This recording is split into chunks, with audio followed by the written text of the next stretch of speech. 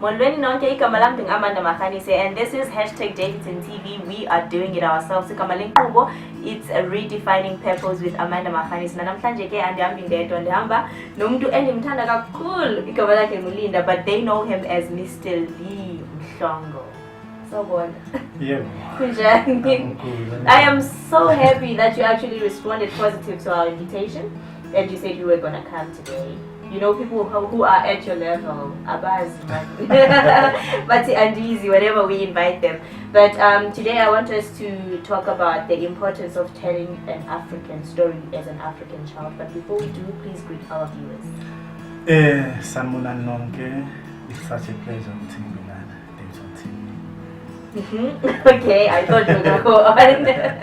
Okay, so telling an African story, you are a dancer. You are a writer, you are a poet, you are someone whom we look up to in the art industry in Daveyton and arts identity. You are an international brand for that matter. So, but you always tell an African story. Why is it so important for you to tell an African story? Yeah, I feel it's important to tell an African story because previously there was not much of that chance to tell your story as an African. Somebody, some white person, some European had to tell your story with distortion and coercion and other things that did not measure to exactly who you are as an African. So living in times now where there's access and there's opportunities. Yeah. So as an artist, I feel I have a responsibility to tell an African story because I believe that if you don't know where you come from, it will be hard for you to deal with your presence, to understand who you are, to understand even your identity. And also to know where you're going. To know where you're going, yeah. So with the work that you do, Ekas, I know you have a company that you are operating at, you're teaching young people. What values do you pass to them? Yeah. The very important value, first of all, it's respect. And that you know, as an artist, you have to respect yourself. Yeah. So ultimately, you're able to respect your craft, the art. We value love, you know, because if you love your brother, your sister, a fellow artist, you're able to support and do that good. person. Yeah. We value persistence. Yeah. Yeah, because art needs persistence. I'm not going to say it's difficult, but I know in the black communities, if I may put it like that, it's not that much supported. Because I've been training artists for years, and I know parents have always been skeptical, you know, to support. They don't take it as a career.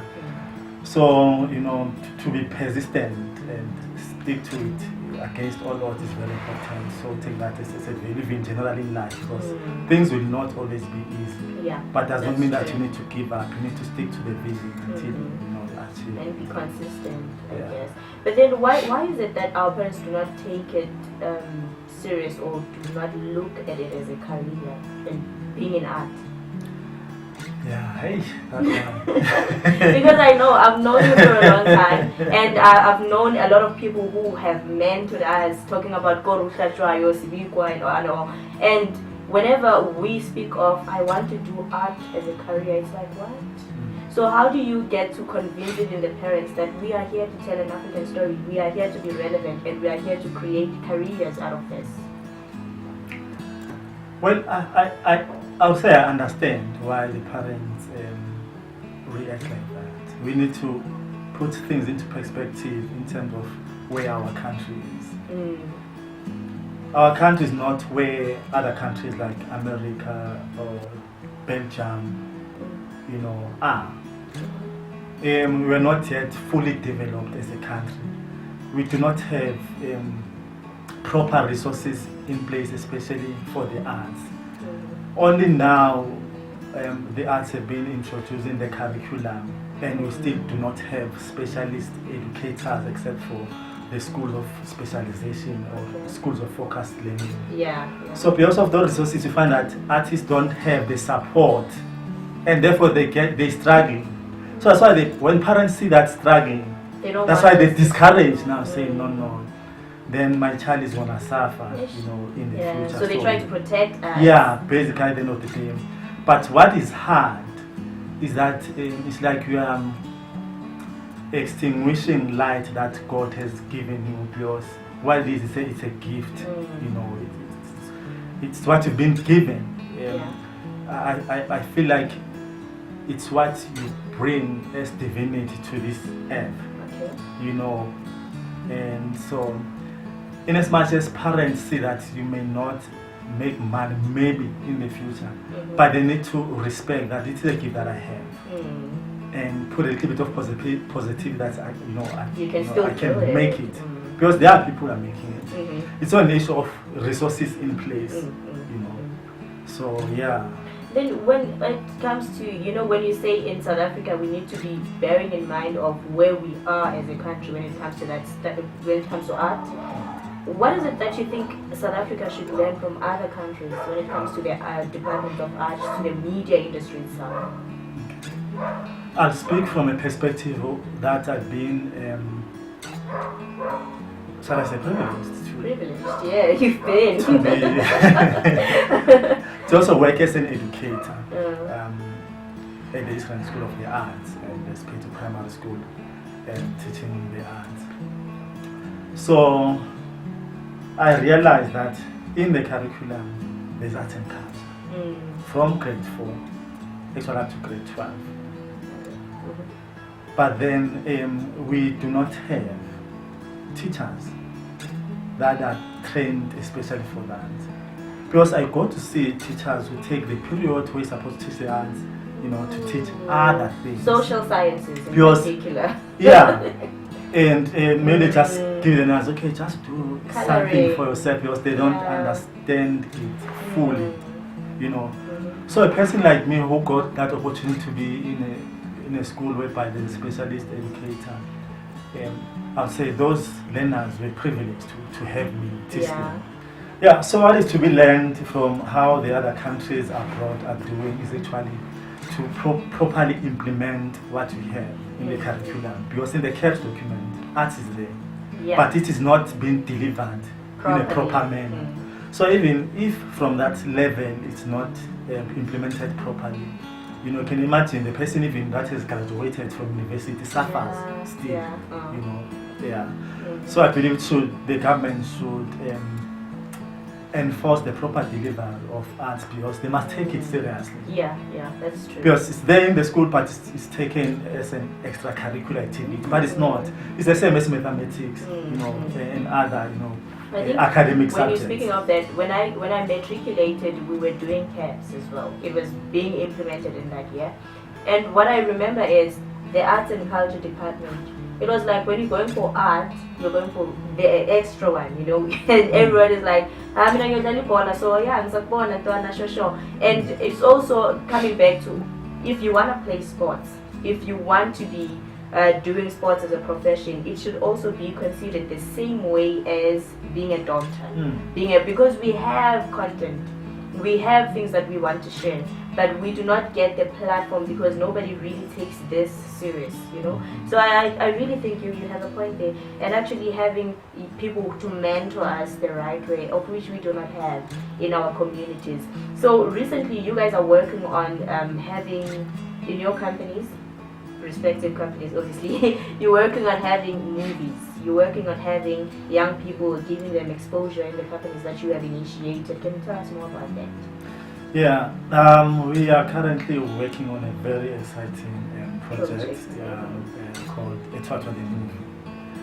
Yeah, which is a brainchild of Stelo, Gangubani, Bona, and myself with other artists. Wait, was it? Yeah. I work with beds.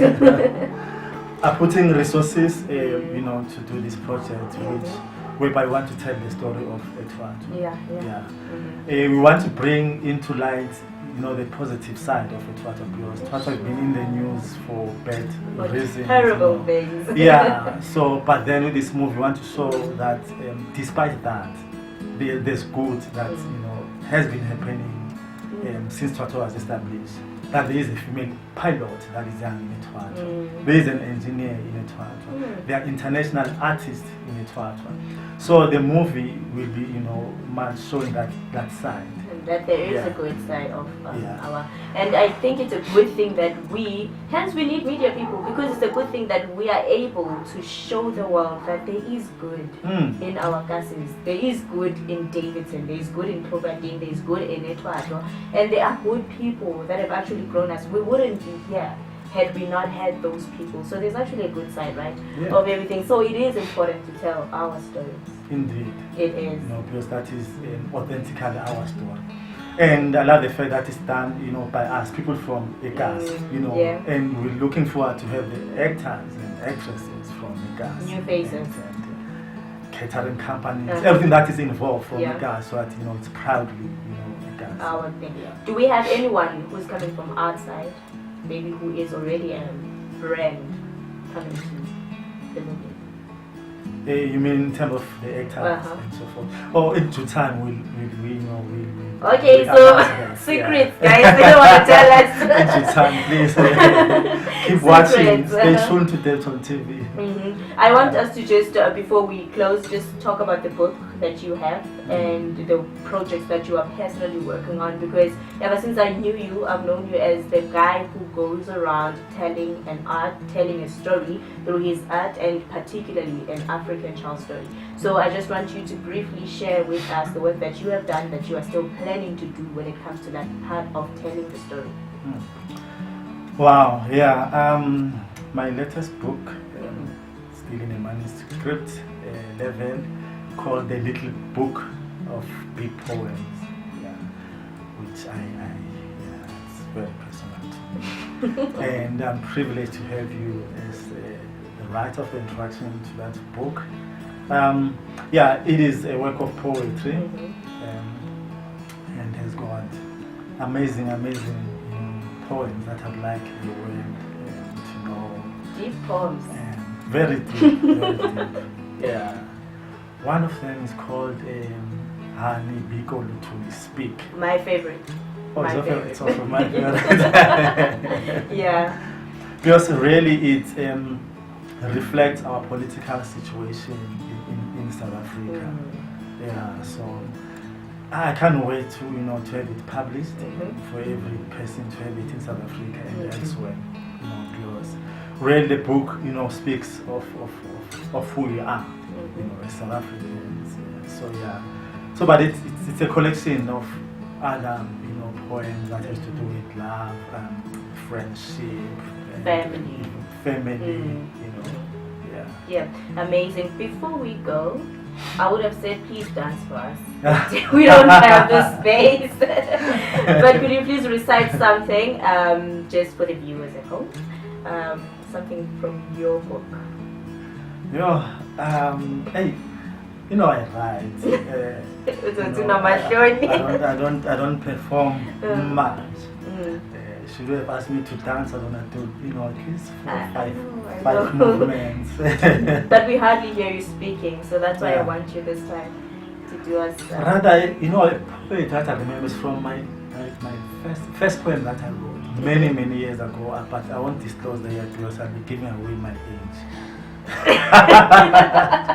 Okay, that's fine. I don't want to do that. Say it, blown minds, poor families, striving for better life, striving for better education. You money, the love of you is a root of all evil. That's Mr. Lim Shango. Alright, thank you so much for joining us today. I just wanted to hear your last words to the viewers, to somebody who wants to tell an African story, to someone who wants to be where you are, someone who wants to travel with art, someone who wants to build with his art. So your last words to a young person out there who's fighting hard to actually defeat that enemy outside that says you will not go anywhere with it. Yeah, I am a living testimony that it's possible as an artist. This close to 3 decades in my career as an artist have not been easy. But the fact that I've made it to China, to Belgium, to England, to Swaziland, to Botswana, to Madagascar, to many countries, gives testimony what even a person like me who came from the dusty streets of Ep4S1, can make it. You need to know what there's nothing lacking, in you, as an aspirant artist. You can make it. I always speak about 3 things when I mentor a person or when I teach or train artists. Say, you need to be committed, you need to be dedicated, and you need to keep a positive attitude. So those 3 are very important. Those are the keys. I'd like to, share with you those ones. Yes, as the keys. You can make it. You can make it. You can make it. All right. Thank you very much, Mr. Lee. But see, but you need to say Mr. Lee. That's one thing I learned this morning. But you need to say Mr. Lee. Thank you very much for honoring our invitation. May God bless you. May God increase you. You still have a lot to give back to the community, and I hope that you do your best in doing that. Thank you very much. I feel honored to be with you. You know how much I believe in you. And, all right. Thank you, DaveytonTV. So yeah, let's keep this going.